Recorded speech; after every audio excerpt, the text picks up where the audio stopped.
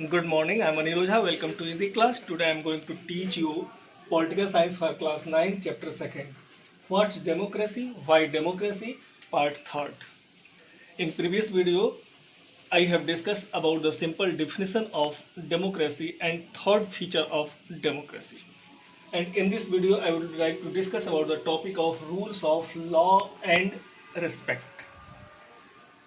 We also know about the story of Zimbabwe, and Zimbabwe attained independence from white minority in 1980, and country has been ruled since the independence by ZANU PF led by freedom struggle. Zimbabwe 1980 में white minority से आज़ाद हुआ और वहाँ पे जो जानू PF जो national party थी उसने नेशनल स्ट्रगल में महत्वपूर्ण भूमिका निभाई and the leader of the जानू पीएफ रॉबर्ट मुगे became president, and also he was very popular at that time. And although there are election in regular election, but President Robert Mugabe and the party ZANU PF used unfair practices in the election. And also the president changed the constitution to increase the power of the president and make him less accountable. कई बार Zimbabwe के constitution को president के द्वारा संशोधन किया गया और वो कम रिस्पॉन्सिबल बनाया गया राष्ट्रपति के पद को, राष्ट्रपति के पावर को बढ़ाने के लिए, और जो वहाँ की अपोजिशन है उसको भी हरास किया गया, विरोधी पार्टी की बातों को दबाया गया, and also public protests are declared illegal, and also meetings the meeting of oppositions declared illegal. Opposition के जो मीटिंग होती थी, जो प्रेसिडेंट के विरोध में कोई बात या अपनी ओपिनियंस रखना चाहते थे, तो इसको भी इलीगल गवर्नमेंट के द्वारा कर दिया जाता था. And television and radio are controlled by the government, and government has ignored some court judgment, and also the government pressurized the judges and the decision of judges, and they wanted to give support by the judges to the favor of the government. तो अब जजों पे, न्यायपालिका judiciary पर भी दबाव बनाया जाता था कि वो गवर्नमेंट के पक्ष में ही अपना डिसीजन दे, या अगर कोई इस तरह का डिसीजन अगर कोर्ट का होता था जो गवर्नमेंट के अगेंस्ट में होता था, तो उस डिसीजन को भी जो जिम्बाब्वे की गवर्नमेंट थी उसको इग्नोर कर दिया करती थी. अब ये चीज़ देखा जाए कि popularity of the ruler is necessary in the democracy, but it is not sufficient. Popularity तो है जिम्बाब्वे के प्रेसिडेंट को, तो अगर केवल पॉपुलैरिटी के नाम पे देखा जाए कि वहाँ की गवर्नमेंट जो है डेमोक्रेटिक है या बहुत अच्छी है, या उसको एक सही मापदंड दे दिया जाए, तो यह उचित नहीं है. इसके अलावा भी बहुत सी बातें हैं जो एक गवर्नमेंट, एक डेमोक्रेटिक गवर्नमेंट के पास होना चाहिए. वो कौन कौन सी बातें हैं? तो there should be a normal political activities including political opposition, rights of citizen, equal in eyes of law, to free to think, to have opinions. Means जो विपक्षी हैं उनकी बातों को जानना, उनकी रायों को जानना, और पर्याप्त जो सिटीजन हैं वहाँ पे उनके जो बेसिक राइट्स हैं, जो पॉलिटिकल राइट्स हैं, उसको पूर्ण रूप से उसका सम्मान करना, कानून के समक्ष सभी को समानता के दृष्टिकोण से देखना, और कोई अपनी राय को फ्री होके, स्वतंत्र होके अपनी राय को दे सके, अपने विचारों को रख सके. इस तरह की बात एक डेमोक्रेटिक गवर्नमेंट में होती है.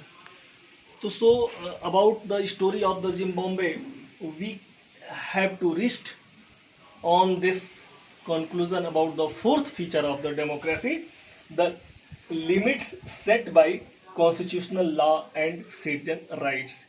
यानी जो फोर्थ फीचर है डेमोक्रेसी का, उस संवैधानिक नियमों से और सिटीजन राइट्स मीन्स जो वहाँ के नागरिक अधिकारों से भी कंट्रोल होना चाहिए, यानी नागरिकता के अधिकारों का भी सम्मान होना चाहिए, नागरिकता के नागरिकों को अधिकार पर्याप्त रूप से दिया जाना चाहिए, और जो कॉन्स्टिट्यूशनल लॉ है, जो संवैधानिक नियम है, उसका भी पालन किया जाना चाहिए।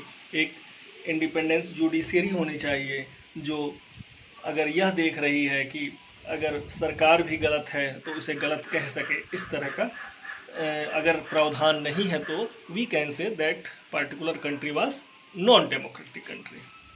Okay, we have to reach about the summary definition. अब हम लोग इसको समरी समझ लें, किस तरह से डेमोक्रेटिक कंट्री बोला जाएगा या किस देश को डेमोक्रेटिक कंट्री या नॉन डेमोक्रेटिक कहा जाएगा। तो non democratic I have discussed also, we have discussed about democratic country, and in the last about the summary definition we should discuss about the democratic country. तो हम लोग जो democratic country के बारे में एक सिंपल डेफिनेशन देखे हैं कि democracy is a form of government in which the rulers are elected by the people. एक डेमोक्रेटिक कंट्री उसे बोलते हैं जिसमें सरकार जो होती है, सरकार का वह रूप है डेमोक्रेटिक कंट्री जिसमें जो रूलर्स होते हैं उन लोगों के द्वारा निर्वाचित होते हैं। तो लोगों के द्वारा निर्वाचित होते हैं, लोगों के द्वारा चुने जाते हैं, यह तो बात सही है, लेकिन इससे आगे भी कुछ है। वह क्या चीज़ है? तो इसमें 4 फीचर जो हम लोग को पूर्ण रूप से मिले हैं, तो इसको समझ लिया जाए कि rulers elected by the people take all the major decision, यानी जो रूलर्स, जो शासक वर्ग है, जो सरकार बना रहा है, वह लोगों के द्वारा चुना तो जाए और सारे मुख्य डिसीजन जो हैं उस देश के, उस गवर्नमेंट के सारे मुख्य डिसीजन वह चुने हुए रूलर के ही होने चाहिए, न कि कोई बाहरी शासक आकर दबाव बना रहा है और वह आउटर जो कंट्री वाला रूलर है उस कंट्री पर दबाव बना के अपने सारे डिसीजन चेंज करवा रहा है या अपने अनुसार करा रहा है। तो उस जहाँ जिस देश की गवर्नमेंट है जो लोगों के द्वारा चुनी गई है, अगर वो अपने डिसीजन नहीं दे सकती है तो उसको हम डेमोक्रेटिक कंट्री नहीं कहेंगे। इसलिए डेमोक्रेटिक कंट्री के लिए अनिवार्य है कि जो रूलर लोगों के द्वारा चुना गया है वह अपने डिसीजन देने के लिए स्वतंत्र हो। Second, people can change the current ruler by a choice and fair election. लोगों के पास इतना अधिकार होना चाहिए कि एक जो सत्ता में है गवर्नमेंट, वो उसको भी हम चेंज कर सकें, और फेयर इलेक्शन होना चाहिए, हमारी चॉइस होनी चाहिए, कोई आउटर प्रेशर नहीं होना चाहिए कि नहीं आप अगर ये सत्ता में है तो अपने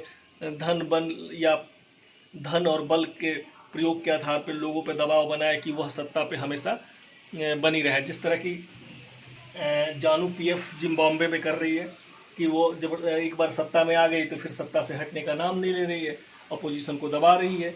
तो यह सेकंड फीचर है कि बिल्कुल जो सत्ता में सरकार है वह इस तरह की इलेक्शन की व्यवस्था करे, निर्वाचन, और उससे बिल्कुल अलग हो जाए, और इलेक्शन एकदम फेयर, फ्री और फेयर होना चाहिए, और एक इंडिपेंडेंट इंस्टीट्यूशन होना चाहिए, और उस संवैधानिक निकाय के तहत वह इलेक्शन कराया जाना चाहिए स्वतंत्र रूप से। उस समय कोई भी सरकार बना सकता है, या सत्ता पक्ष या विपक्ष। Third picture, this choice is available to all the people on equal basis. Vote देने का अधिकार सबको समानता के आधार पर देना चाहिए। 1 मैन 1 वोट वैल्यू होना चाहिए। It is the third feature. And fourth feature, the exercise of this choice leads to the government limited by basic rule of the constitutional and citizen right. जो संवैधानिक और संवैधानिक कानून और नागरिक अधिकारों का भी पालन किया जाना चाहिए।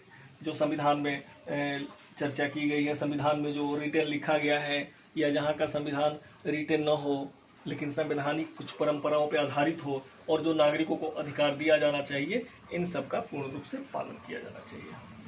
तब हम कह सकते हैं कि that particular country observes the rules of democratic, तब उसे हम बोलेंगे कि वो डेमोक्रेटिक कंट्री है।